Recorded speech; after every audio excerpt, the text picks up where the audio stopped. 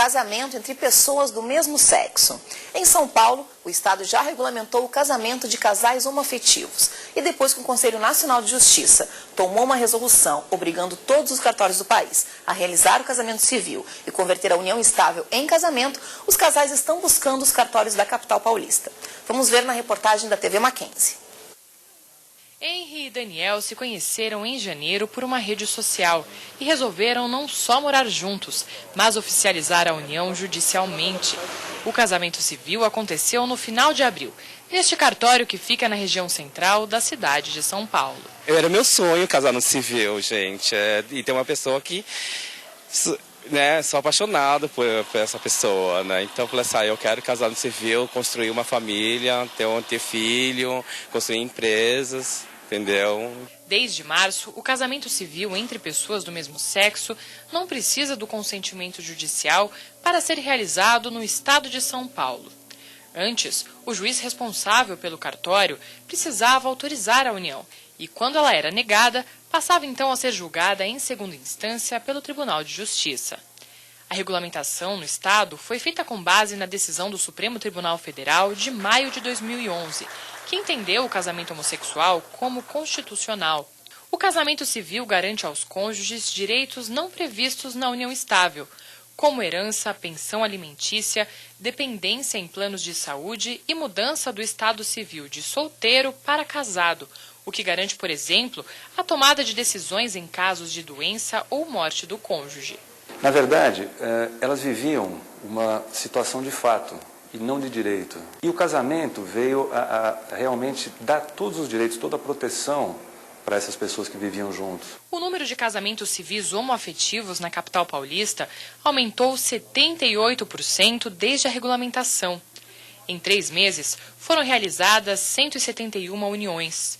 Os dados são da Associação dos Registradores de Pessoas Naturais do Estado de São Paulo. Esses casamentos que estão acontecendo agora, pelo menos nesse primeiro momento, um grande percentual deles são realizados com comunhão universal de bens. Porque está se regularizando uma situação de vários casais que já viviam juntos há muito tempo. Em maio, o direito ao casamento civil entre pessoas do mesmo sexo passou a valer de fato em todo o país, sem depender da regulamentação de cada estado. Uma resolução do Conselho Nacional de Justiça obrigou todos os cartórios a realizarem a união. A decisão colocou o Brasil entre os 15 países que aprovam o casamento homoafetivo. As dificuldades na regulamentação passaram pela própria legislação e pelo argumento contrário, principalmente de grupos religiosos da sociedade civil.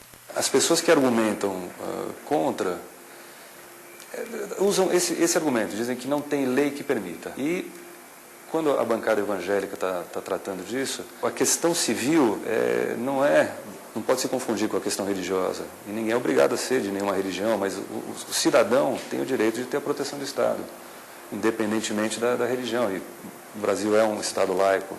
O casal acredita que a medida garante muitos direitos, mas afirma que o casamento civil ainda não conseguirá extinguir o preconceito contra a comunidade gay. Perante os gays mesmo. Eu tive muitos convidados, assim, amigos meus, que falaram assim, eu não concordo com o casamento gay. Fala que na lei, ou na lei de Deus, né, é entre homem e mulher, não existe entre 2 homens. Namoro sim, mas casamento não. A questão é a gente respeitar a opinião dos outros, só que a gente decidir o nosso destino, na realidade, né, o que a gente acredita, que a gente confia no amor. Se a gente quer ter constituir alguma coisa com amor, a gente tem que passar por cima de tudo.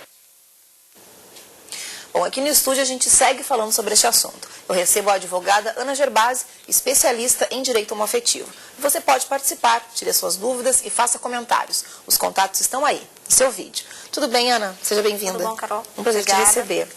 Bom, Ana, na prática, o que significa essa decisão do Conselho Nacional de Justiça para os casais homoafetivos brasileiros? Bom, significa dizer para todos os cartórios e autoridades, juízes que recebem esses pedidos e muitos ainda vêm negando, que não pode mais ser negado. Que não existe qualquer óbice para que a união estável seja reconhecida, seja convertida em casamento e que eles possam também se habilitar diretamente para o casamento. Não há qualquer óbice.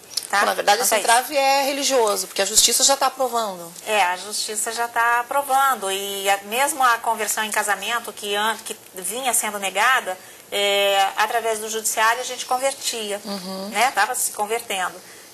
Enfim, demora mais, porque você precisa de entrar com uma ação, e recurso, enfim, todo aquele trâmite burocrático que a gente sabe que é demorado. E com essa resolução do CNJ, não. Ele, inclusive, diz que quem negar, ele vai aplicar lá, enfim, vai ser tomada a providência cabível, um processo disciplinar, enfim, o que caminho vai tomar é novo, né? A gente não sabe ainda. Tudo muito recente, né? Sim, mas, ou seja, se negarem, denunciem, porque alguma coisa vai ser feita. Certo. Eles não podem negar. Uma questão de simplesmente não direito. podem negar, sim, sob o fundamento da identidade de sexo. Entendi. Tá? Pode negar por outro impedimento, como em qualquer outra relação. Impedimento legal. Impedimento legal, que assim, qualquer relação, inclusive heterossexual. Certo. Tá? Ele não pode ser negado simplesmente pela identidade de sexos. E com todas essas questões, qual é o momento agora, então, em relação a isso que o país vive? Porque entra uma decisão do Supremo, aí o partido entra com... Então, qual é o momento que se vive agora? Como é que está isso agora? Assim, a gente teve a decisão do Supremo lá atrás, né, reconhecendo as uniões estáveis. Ok. Tá? E isso foi caminhando. Hoje a gente tem, com inúmeros pedidos negados e essa questão toda, obrigou o CNJ, Conselho Nacional de Justiça, a expedir essa resolução dizendo, reconhece sim e aceita a habilitação direta sim, que é uma coisa que não tinha sido tratada lá atrás, quando o STF julgou. Certo. Então, converte sim a união estável em casamento, sem negativa, e habilita sim o casal homoafetivo para o casamento direto. Certo. Bom, hoje no Congresso a gente tem 8 projetos de lei e uma proposta de emenda à Constituição que tratam do casamento igualitário, mas por que nossos legisladores demoram tanto, então, para analisar essas propostas? Não só essa, né, mas enfim. Normalmente demoram todas, né, mas enfim, essa tem um viés aí religioso, né, porque a gente sabe sim que tem uma bancada grande que trabalha contra o reconhecimento da união entre as pessoas do mesmo sexo. É uma questão pura e simplesmente religiosa, porque não há outro fundamento para você... Não há um entrave legal que justifique. Não há um entrave legal, até porque a Constituição trata da igualdade, né? Todos têm os mesmos direitos. O próprio Código, ele não fala da exigência, da necessidade da diversidade de sexo para o casamento, certo, por exemplo. Então não tá proibido em lugar nenhum, né? Tá ali. Agora, existe sim esse entrave colocado por uma questão fundamentalista, religiosa, e que é a mais difícil de vencer, né? Que é o preconceito. Claro. Pensando um pouco nessa questão do preconceito, tem uma pesquisa recente do IBOP em março, agora desse ano, que divulga que apenas 53% dos entrevistados eram contra o casamento gay. Então, tem uma parte muito grande ainda das pessoas que não aceita, né? Então, a gente já vê muitas pessoas se manifestando a favor, a gente vê as próprias paradas gays, que cada vez com mais gente participando, mesmo não sendo gays, pessoas públicas. Então, como é que a justiça vê isso em relação à população que ainda luta um pouco contra isso? Eu acho que não vê, né? Acho que não percebe. Não percebe, ou não quer ver, né? Então, acho que aí é uma luta mesmo, é um trabalho mesmo de todos nessa campanha de trazer, de reconhecer direitos, inclusive através de uma legislação, que é o Estatuto da Diversidade, que está aí, que a OAB propôs, né? Capitaneado pela doutora Maria Berenice Dias, que é o estatuto que a gente trabalha para que ele seja aprovado, para que ele caminhe, porque ele abarca toda a legislação. Ele modifica, ele altera todos os artigos em que eventualmente haja um entrave, ele corrige essa rota e coloca todos de igual forma, né? Garantindo a todos os mesmos direitos. A questão é esperar que a gente acabe com a intolerância, né? Acho que é o principal objetivo da justiça brasileira. Esse é o maior entrave. Exatamente. Muito obrigada, Joana, pela presença. Que isso, obrigada, eu que agradeço.